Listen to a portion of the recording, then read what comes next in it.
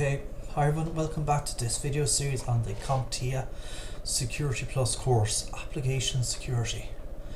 Most browsers have plenty of built-in options that can enable you to make them more secure, and third-party programs can help in this endeavor as well. This chapter covers web browsers in a generic fashion. Most of the concepts we cover can be applied to just about any browser. However, users don't just work with web browsers, they use Office applications frequently as well, so these should be secured too. Also, other applications such as the command line, though a great tool too, can be a target. Back office applications such as the ones that supply database information and email are also vulnerable and should be hardened accordingly. And finally, any applications that are being developed within your dominion should be reviewed carefully for bugs. Be sure to secure any application used or developed on your network. It takes only one vulnerable application to compromise the security of your network. Securing the browser. There is a great debate as to which web browser to use. It doesn't matter too much to me, because as a security guy I am going to spend a decent amount of time securing whatever it is that is in use. However, each does have advantages, and one might work better than the other depending on the environment. So if you are in charge of implementing a browser solution, be sure to plan for performance and security right from the start. I do make some standard recommendations to customers, students and readers when it comes to planning and configuring browser security. Let's discuss a few of those now. The first recommendation is try not to use the very latest version of a browser. Some advice also give any application, it seems. Let the people at the top of the marketing pyramid, the innovators, mess around with the latest and greatest. Let those people find out about the issues, backdoors and whatever other problems a new application might have. At worst, let their computer crash. For the average user, it's especially for a fast-paced organization, the browsers need to be rock solid. These organizations will not tolerate any downtime. I always allow for some time to pass before fully embracing and recommending software. The reason I bring this up is because most companies share the same view and implement this line of thinking as a company policy. They don't want to be caught in a situation where they spend a lot of time and money installing something that is not compatible with their systems. The next general recommendation is to consider what type of computer or computers will be running browsers. Generally, Macs run Safari, Linux computers run Firefox, Edge and Internet Explorer IE are common in the Windows market, but Firefox and Google Chrome work well on Windows computers too. Some applications such as Microsoft Office are by default linked to the Microsoft web browser, so it is wise to consider other applications that are in use when deciding on a browser. Another important point is whether you will be centrally managing multiple client computer browsers. Edge and IE can be centrally managed through the use of group policy objects, GPOs, on a domain. I'll show you a quick demonstration of this later in the chapter. When planning what browser to use, consider how quickly the browser company fixes vulnerabilities. Some are better than others, and some browsers are considered to be more secure than others in general. It should also be noted that some sites recommend, or in some cases require, a specific browser to be used. This is a security feature of those websites and should be investigated before implementing other browsers in your organization.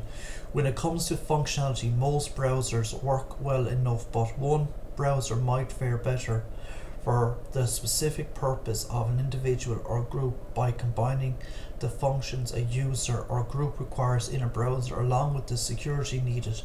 You should come up with the right choice. You should remember that the web browser was not originally intended to do all the things it now does. In many cases, it acts as a shell for all kinds of other things that run inside of it.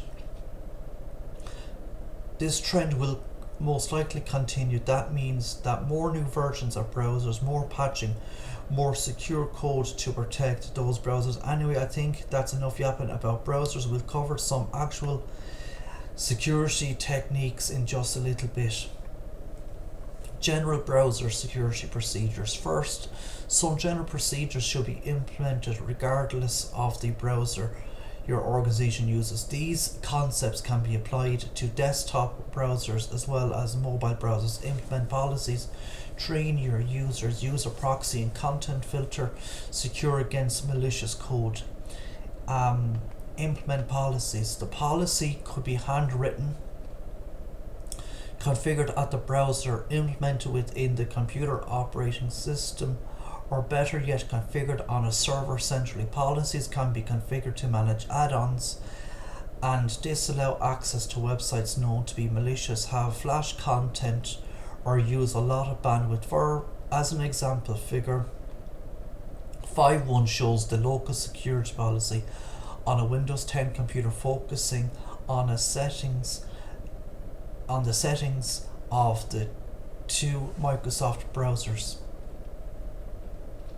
You can open the local group policy editor by going to run and typing gpedit.msc, then navigate to user configuration, administrative templates, Windows components. From there, depending which browser you want to modify security settings, you can access Internet Explorer, especially the security features subsection, or Microsoft Edge. In the figure, you can see the folder containing Microsoft Edge policy settings is opened, and there many settings can be configured. The figure also shows Internet Explorer at the top of the window. As you can see, there are many folders and consequently many more security settings for IE.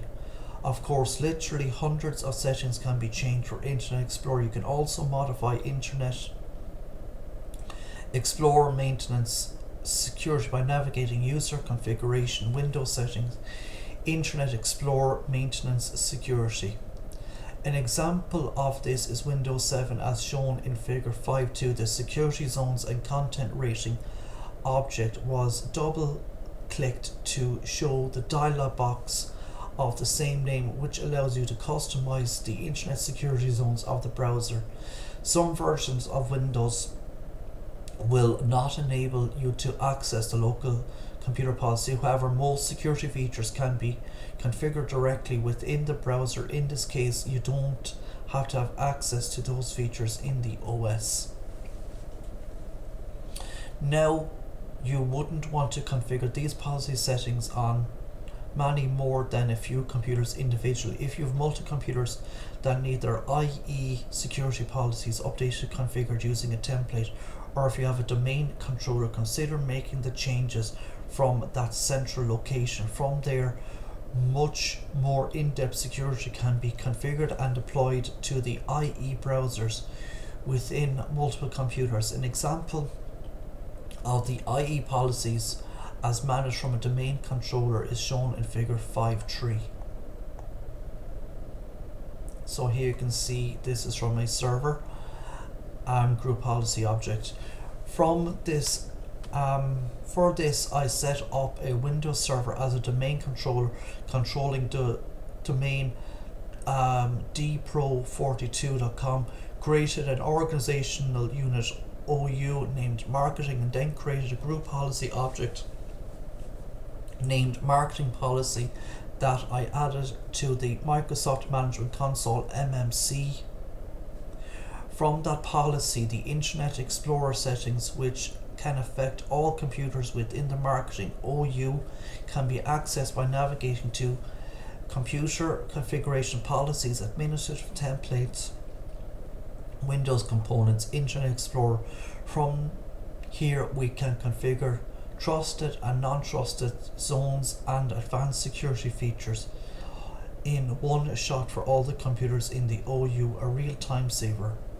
Train your users. training is important to determine which websites to access, how to use search engines, and what to do if pop-ups appear on the screen. The more users you can reach within your wisdom, the better. On-site training classes, webinars, and downloadable screencasts all work great. Or if your organization doesn't have those kinds of resources, consider writing a web article to this effect. It engaging and interesting yet educational. For example, explain to users the value of pressing Alt F4 to close pop-up windows instead of clicking no or an X. Pop-ups could be coded in such a way that no actually means yes, and the close out X actually means take me to more annoying websites. Alt F4 is a hard-coded short key that usually closes applications. If that doesn't work, explain that applications can be closed by ending the task or process, force stop or force quitting depending on the OS being used. Another example is to show users how to determine if their communications are secure on the web. Just looking for HTTPS in the address bar isn't necessarily enough. A browser might show a green background in the address bar if the website uses a proper encryption certificate. Some browsers use a padlock in the locked position to show it is secure. To find out the specific security employed by the website to protect the session, click or right click the padlock icon and select more information or connection or something to that effect depending on the browser. This will show the encryption type and certificate being used. Use a proxy and content filter.